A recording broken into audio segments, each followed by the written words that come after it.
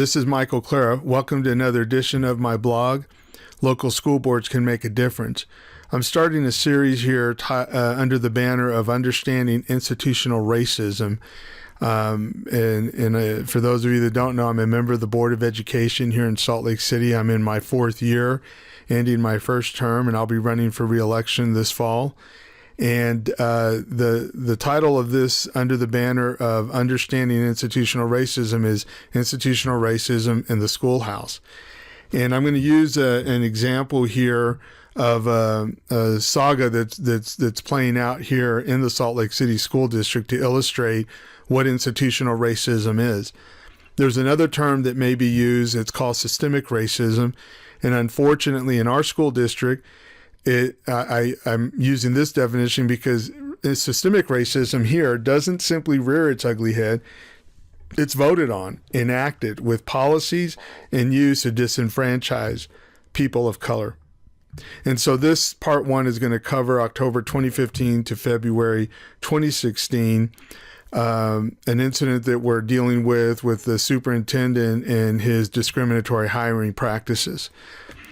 This last week, the Board of Education received a letter or an email from Stanley Ellington, and it was addressed to the board president. And Stanley is a member of one of the chapters of the NAACP here in Utah.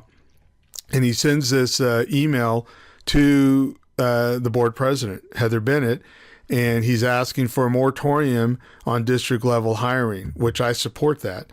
And the board president, to my knowledge, today is the 24th of May. This was sent May 17th. I don't believe she's responded yet to this email, or I have not been CC'd on it. But the superintendent responded to it, and he even though it wasn't addressed to him, but he tells Stanley, he says, my equity and advocacy work has been recognized locally, regionally, and nationally.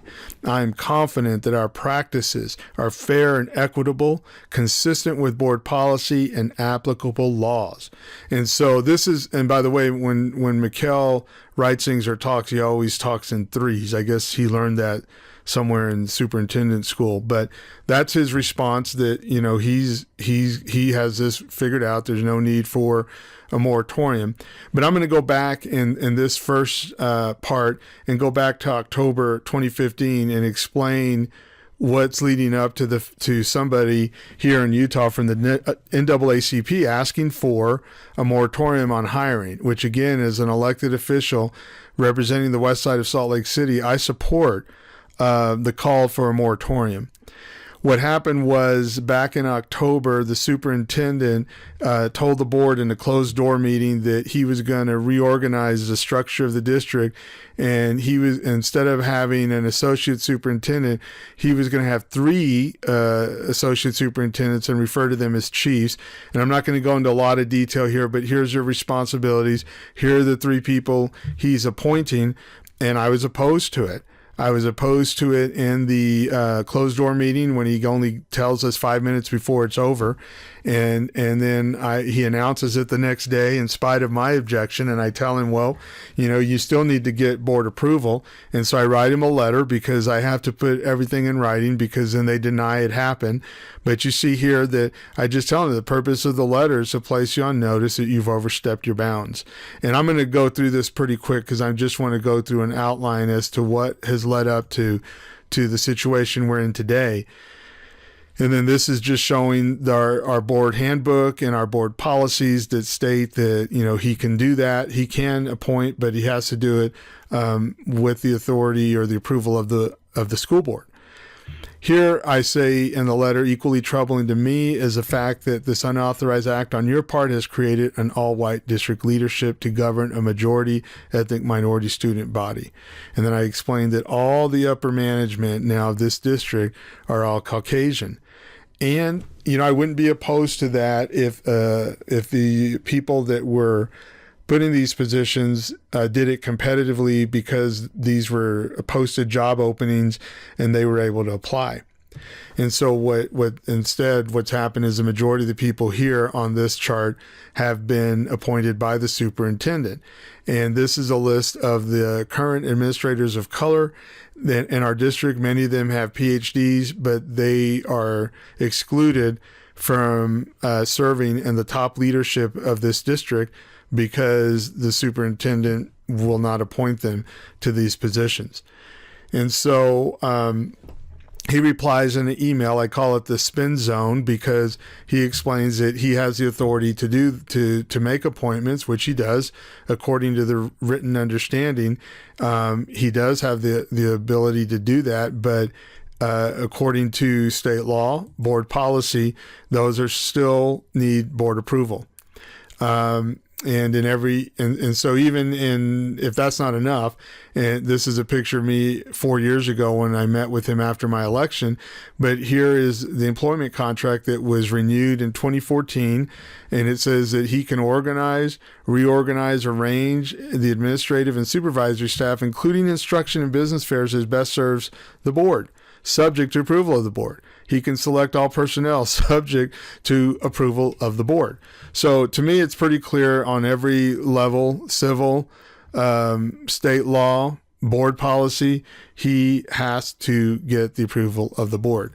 But unfortunately, then what happens is he has a board president, Heather Bennett, who will protect him even when, protect him from being subject to the checks and balances of an elected body.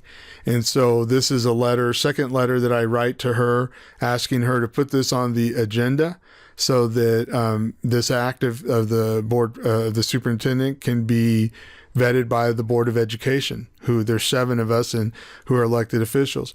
Here is a letter that was sent in at that time by Janetta Williams, who is the regional president for the NAACP, I believe in 3 states here in this area.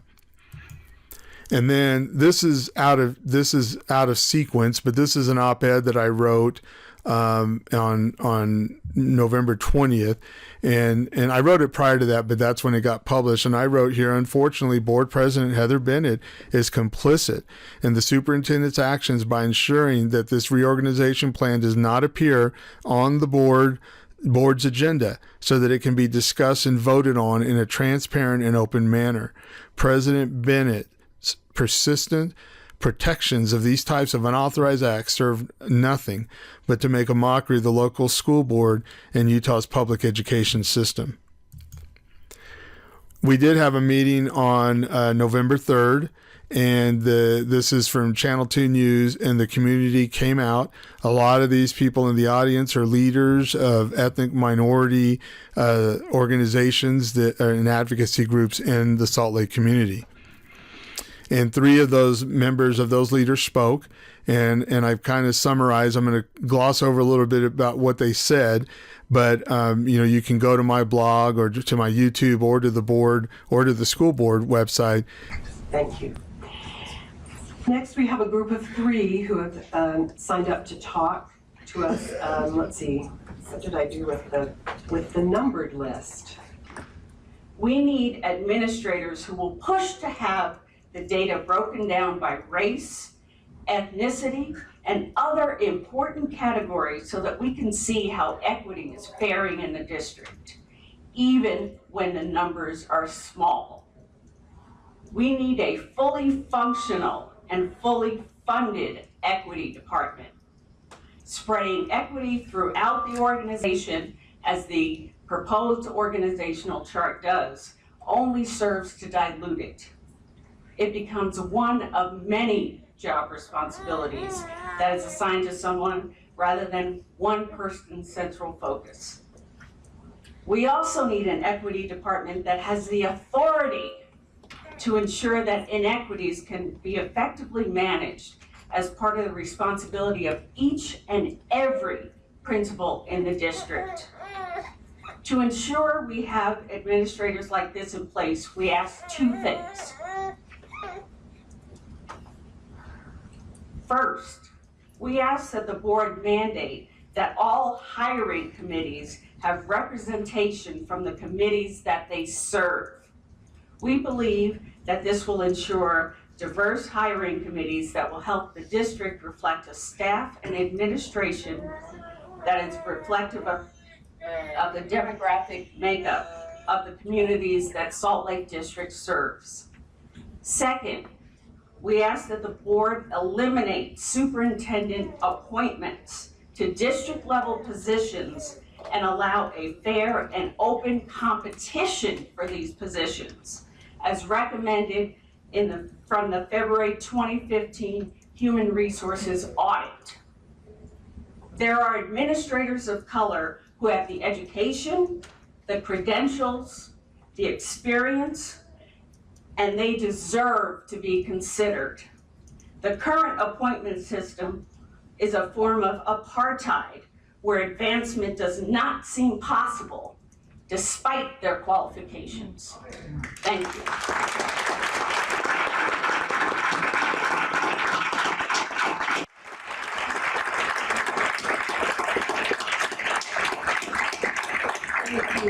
So there you have it. Very powerful presentation there by Dr. Smith. And I would encourage you to go to my blog and see the presentation by Josie Valdez and Stanley Ellington.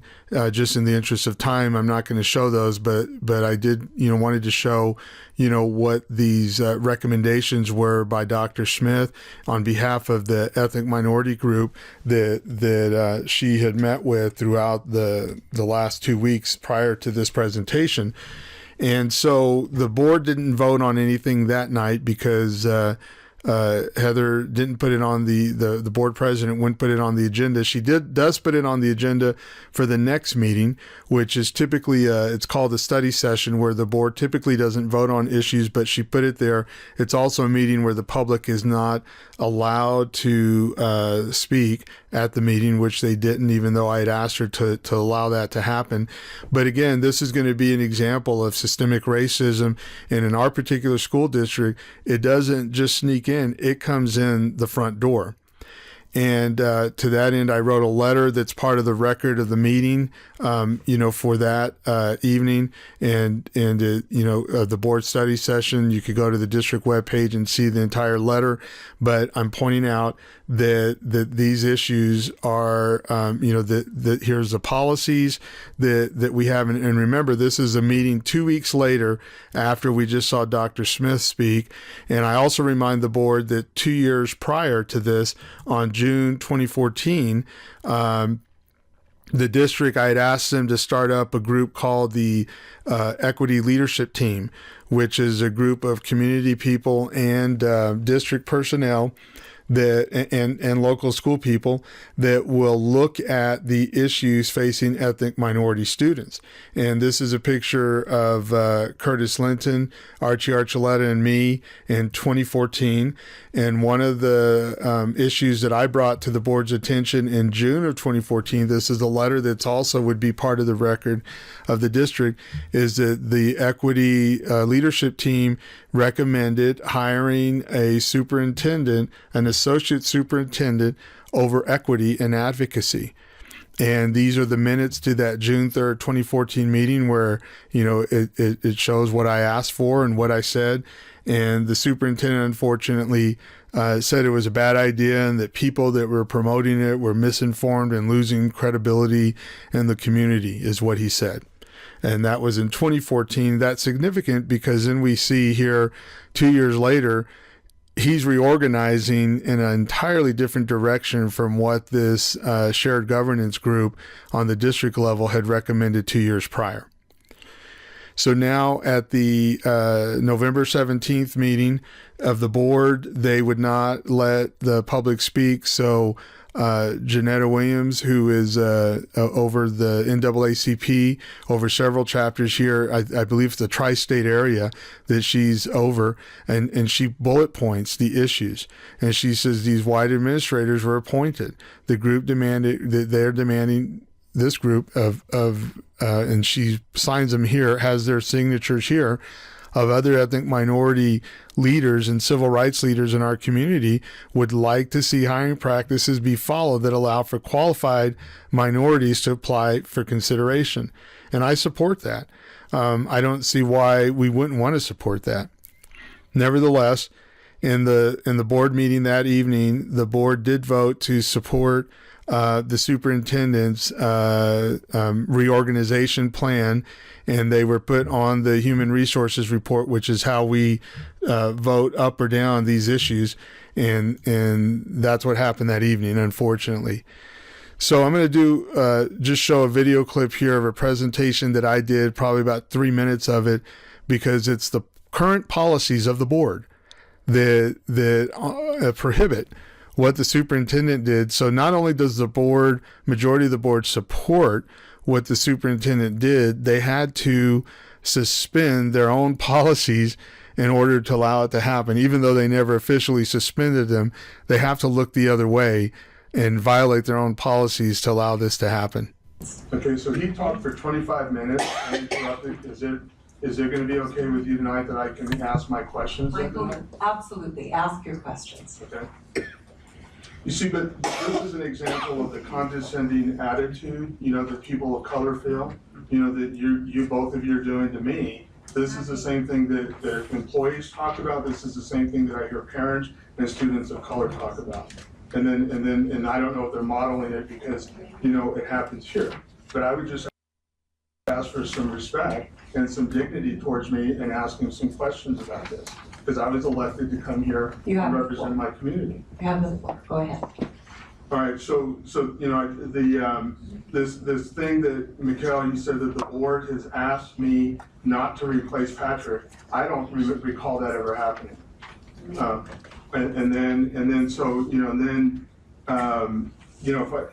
we can go over my letter and we want to talk about policy, that I was opposed, and I'm opposed to, I talked about the manner in which you've done it, but I'm also opposed that even had you followed the concepts of shared governance and come to us and we were able to speak about this, policy I-10 here says that the district actively works to recruit, employ, support, and retain culturally and linguistically diverse and culturally competent administrators.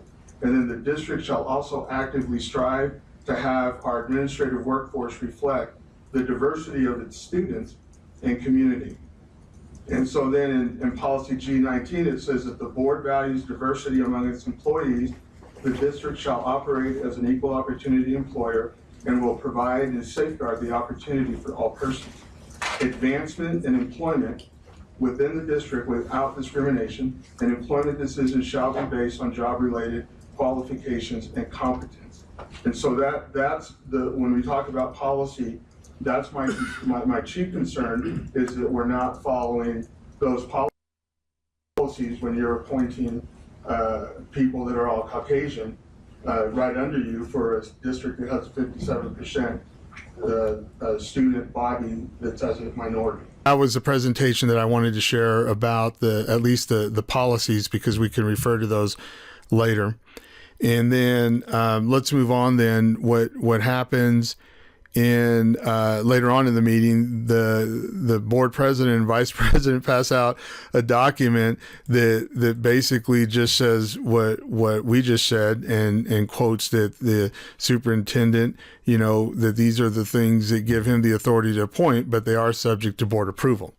So unfortunately, the board voted to support the superintendent's reorganization, and that's where in this definition I'm calling it systemic racism, and that in this case it was voted on and approved by the Board of Education.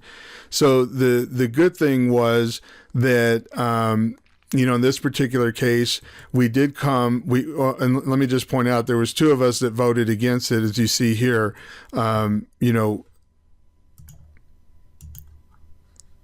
Let me point out that there was two of us that the motion passed to support the superintendent's reorganization plan, but at least we're making progress. And there were two of us that voted against it. Rosemary and I voted against it, and then these board members voted for it. These three board members and myself are all up for re-election this year, and these two will have a primary coming up here in the next month because they have multiple people running against them. The progress that we did make was the progress that we did make was that when Josie Valdez asked the board at the prior meeting to exercise their authority in bringing this before the board and having a vote on it, that did happen.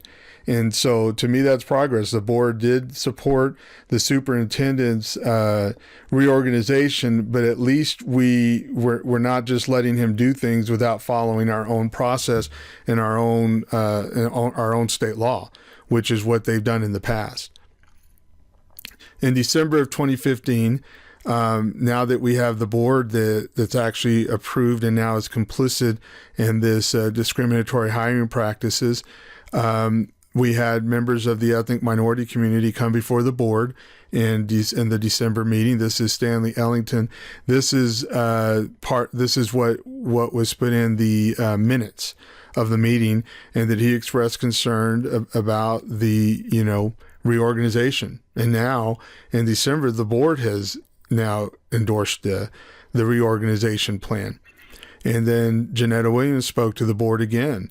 And this is the minutes that reflect what she said about the reorganization of the equity department and how it was actually dissolved completely and spread out between other groups in the district.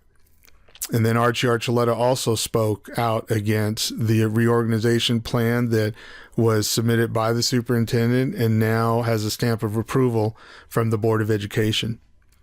In January of 2016, then what happens is in the meantime, there was a group of employees very dedicated that were from the equity leadership team and the leadership of the Association for Administrators. And in this particular case, Mikkel gives the board in the January 5th meeting, he says that he said that they have outlined some additional recommendations for the board's consideration. He said that he felt the recommendations were very thoughtful. He said they would like to distribute the memo to the administrators tomorrow. So that's about all. He brushes right over and these are the 5 employees that had come together and created a document for the board's review. One of the documents is titled Educational Equity and Social Justice for All Salt Lake City School District Student Recommendations. And the other good thing that happened out of that in this January 5th meeting, because of the efforts of these 5 employees, the reorganization plan that Mikkel put in place in October was reconsidered and rearranged. And I believe this was because of the pressure that the community brought to bear, that the employees brought to bear internally, and then the external pressure. Then he puts Kathleen Christie back into a position over equity and keeps the equity and advocacy department intact. And now she becomes equal to the 3 Caucasian people that he initially put in place. So it goes back to what Stanley said back in November. He asked for the equity department to be restored and to be put in a place of prominence where it can affect the lives in a positive way of the students in the district, and that indeed did happen. So I did write a letter, though. However, I was not satisfied with the way, as I was very disappointed with the way that Mikkel, the superintendent, just brushed over the recommendation of these 5 employees. So I wrote a letter to the board president and said that sadly these recommendations were hastily distributed to the board at the end of our January business meeting. After carefully reading the 6-page memo, I have concluded that the board did not have the opportunity to give this document the time and consideration that it deserved. And then I says, I recognize that the superintendent stated words to the effect that the intent was to think about the recommendations. And I said, we need to get past the pondering stage and consider these seriously. So to that end, they did. The board president put this on the agenda for the next meeting. In January 19th on the agenda, and the 5 employees came to the board and made their presentation to the board, and we were able to ask questions. It was a very productive meeting, I thought, and again, I looked at it as even more progress. And, one of the things that they asked is that, that they reminded the board that we publicly stated that these assignments, which were the three, chiefs that he put in place, are transitional, and that they were temporary, and that the new superintendent, hopefully would dismantle this kind of insult within our district. One of the recommendations that I feel is important is that the district will implement fair hiring practices to ensure leaders of color are considered for leadership assignments at all levels of the organization. And you'll see that, and then they talk about the district committees and the hiring committees and one involvement, and kind of goes back to what, not kind of, but it does go back to what Dr. Smith recommended in November, that committees of hiring committees would reflect the communities that they serve. And, we ask that the board mandate that all hiring committees have representation from the communities they serve. We believe that this will help the district hire staff and administration that is reflective of the demographic makeup of the communities that Salt Lake City area serves. And then I put down here that is in line with the HR audit that she referenced. So in February 2016, what happens is there's still some concern in the community, and they want accountability and want to close a loop on this, because apparently the board president hasn't responded to any of their concerns that they had brought up previously. And so Josie Valdez and Stanley Ellington, representing many of the ethnic minority civil rights groups in Salt Lake City, came and spoke to the board again, and then delivered a letter to the board. And said, once again, we need to close the loop on this. And they say, as of this date, this letter, these concerns have yet to be addressed with a response other than "you are incorrect. We are letting you know that you are incorrect is unacceptable."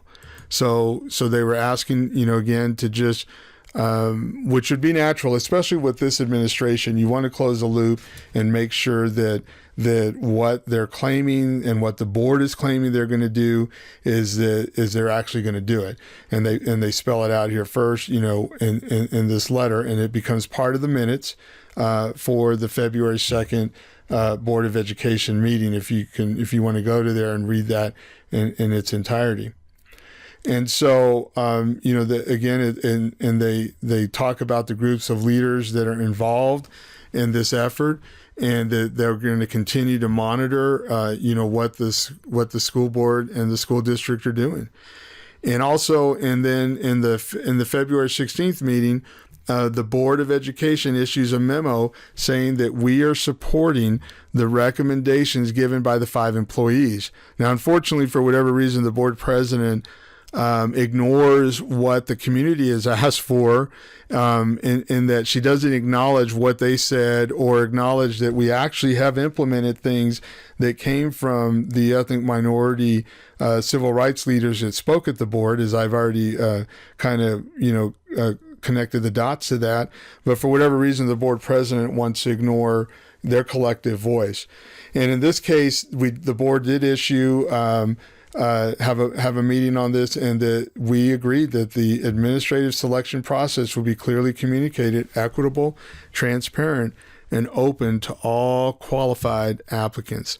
And that's important because I'm ending this here, and this is the month of February on this timeline, but I want to just remind everybody, on June 2016 primary in Salt Lake City, we have 2 board members, the president and vice president, that are up for re-election. They have multiple challengers, and I would urge you to pay attention to that ballot and vote for the school board member of your choice. And I want to close with one of my heroes, Dr. Cornel West. He says, if your success is defined as being well-adjusted to injustice and well-adapted to indifference, then we don't want successful leaders. We want great leaders who love the people enough and respect the people enough to be unbought, unbound, unafraid, and unintimidated to tell the truth. So I'm ending part one. I urge you to look for part two. It will cover February 2016 and bring us up to the present May 2016, and I'll explain a little more what white privilege is. And one of the things here we see, when you're accustomed to privilege, equality feels like oppression. And that's what's happened from February till now. The board and the superintendent feel oppressed when they start trying to implement equality into the hiring practices. And you'll see in part two, they were very unsuccessful in doing that.